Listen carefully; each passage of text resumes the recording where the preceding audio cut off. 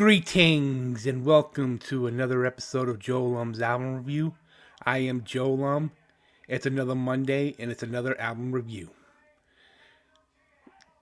For the last 2 to 3 weeks, I was covering AC/DC albums like Highway to Hell and Back in Black.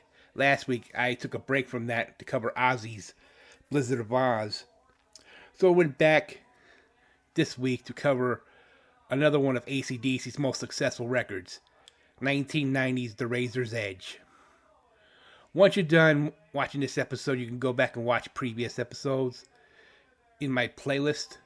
It is in the description box. And now, on with the video. 10 years prior to The Razor's Edge being released, AC/DC released Back in Black. The album turned out to be the best-selling hard rock heavy metal album of all time. A year later came For Those About to Rock, We Salute You. It was their first #1 record in the US and went 4 times platinum. And then the rest of the 80s happened with a pair of unsuccessful records, 1983's Flick of the Switch and 1985's Fly on the Wall. Flick of the Switch would be Phil Rudd's last album until he returned for 1995's Ball Breaker.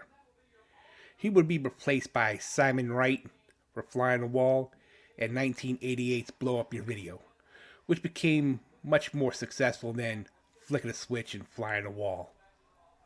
In 1987, AC/DC recorded Blow Up Your Video, which would be released in 1988, with their original producers Harry Vanda and George Young. It was a commercial success. The album reached #2 in the UK and in their home country of Australia, only reaching #12 on the Billboard 200 in the US. The Blow Up Your Video World Tour began in February of '88 in Perth, Australia. Following live appearances across Europe, Malcolm Young announced that he was taking time off touring, principally to begin recovery from his alcoholism. Now, another member of the Young family, their nephew Stevie Young, temporarily took Malcolm's place on rhythm guitar. In 1989, Simon Wright left the group to work on Dio's 5th album, Lock Up the Wolves, with frontman Ronnie James Dio. He was replaced by a Welsh drummer by the name of Chris Slade. Singer Brian Johnson was unavailable for several months while he was finalizing his divorce from his wife, so the Young brothers wrote all the songs for future albums, a practice they continued for all subsequent releases through Power Up in 2020. Writing and recording for what would become The Razor's Edge proved to be a challenge. Initially, George Young was involved early on in the process, but bowed out due to personal issues. Again, singer Brian Johnson was unavailable for months because he was going through a divorce. So Angus and Malcolm wrote all the songs themselves. It took time for them, bassist Cliff Williams, new drummer Chris Slade, to get the music together, and singer Brian Johnson came in just in the nick of time to bellow out his gravelly voice. One of the things that made The Razor's Edge such a successful record was the opening riff to the first track, Thunderstruck. Just showed Angus's remarkable ability to fiddle with his left hand and came up with such an excellent riff.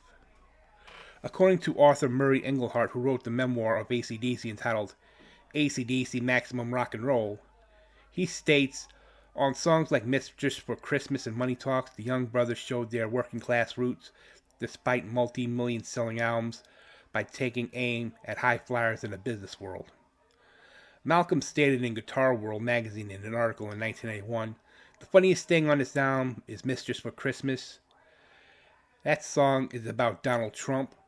He was, and still is as of this recording, big news, so they thought they'd have a little fun and humor with it. The new AC/DC album would be recorded at Little Mountain Studios in Vancouver, British Columbia, Canada, and was mixed and engineered by Mike Frazier, produced by Bruce Fairbairn, who had previously worked with Aerosmith and Bon Jovi, and mastered by George Marino and Sterling Sound in New York City. Let's take a look at the track listings for this record. All the songs were written by Angus and Malcolm Young. We begin with Thunderstruck, clocking in at 4 minutes 52 seconds. Fire Your Guns clocks in at 2:53. Money Talks clocks in at 3:45. The title track, called The Razor's Edge, clocks in at 4:22. Mistress for Christmas clocks in at 3:58. Rock Your Heart Out clocks in at 4 minutes 6 seconds. Are You Ready clocks in at 4 minutes 10 seconds. Got You by the Balls clocks in at 4:29. Shot of Love clocks in at 3:57. Let's Make It clocks in at 3:32. Goodbye and Good Riddance to Bad Luck clocks in at 3:14. And to close the album, If You Dare clocks in at 3 minutes and 11 seconds. The Razor's Edge was released on September 24th, 1990 through Albert Productions, CBS Records in Australia and Asia, and Atlantic Records in Europe. Not to mention Atco Records here in the States. The Razor's Edge received generally mixed to positive reviews from critics. AllMusic's Alex Henderson complimented both the vocal performance of Brian Johnson and the guitar playing of Angus Young, and said that the album was arguably the best, strongest album in over half a decade. Greg Sandell of Entertainment Weekly gave the album a very favorable review, saying that this is one album that really delivers. Canadian journalist Martin Popoff defined the album as tight, highly strung and menacing, entirely worthy of its status as the grand comeback of the legendary rock and roll Runts. The album was a major comeback for the band, featuring the singles Thunderstruck and Are You Ready, which reached number 5 and 16 respectively on the mainstream rock charts. Money Talks, which peaked at number 23 on the Billboard Hot 100. The album peaked at number 2 on the Billboard 200 and stayed on the charts for 77 consecutive weeks. It also reached number 4 on the UK album charts. The Razor's Edge received certifications including 5 times platinum in Australia, Canada, and in the US, 2 times platinum in Germany and Switzerland, platinum in Argentina, Australia, Finland, New Zealand, Spain, and Sweden, and gold in France, Italy, and the UK. The album sold approximately 18.8 million copies worldwide, making it the third highest selling AC/DC album after Back in Black and High Voltage. To further promote The Razor's Edge, the band undertook a world tour starting on November 2nd, 1990 and ending on November 16th, 1991. Several shows on the Razor's Edge World Tour were recorded for the 1992 live album AC/DC Live. The album was also produced by Bruce Fairbairn and is considered one of the best live albums of the 90s, according to Barry Whipper of AllMusic. The album was reissued on March 25th, 2003 as part of AC/DC's Remastered series. It was also reissued on November 19th, 2012 on iTunes alongside their entire catalog, excluding TNT from 1975 and the Australian versions of High Voltage, Dirty Deeds, Thunder, Cheap, and Let There Be Rock. On March 15th, 2024, it was reissued on the gold vinyl for their 50th anniversary as part of AC/DC's 50 series.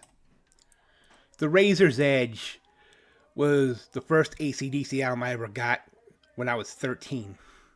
That opened the door for me to get into AC/DC even more. It was the band's 4th highest selling album after Dirty Deeds, Highway to Hell, and Back in Black. My overall rating for this record is a 90 out of 100. Thunderstruck, Fire Your Guns, Money Talks, Mistress for Christmas, and Are You Ready? And the title track are all my favorites on the record. This concludes this week's episode of Joe Lum's album review. Don't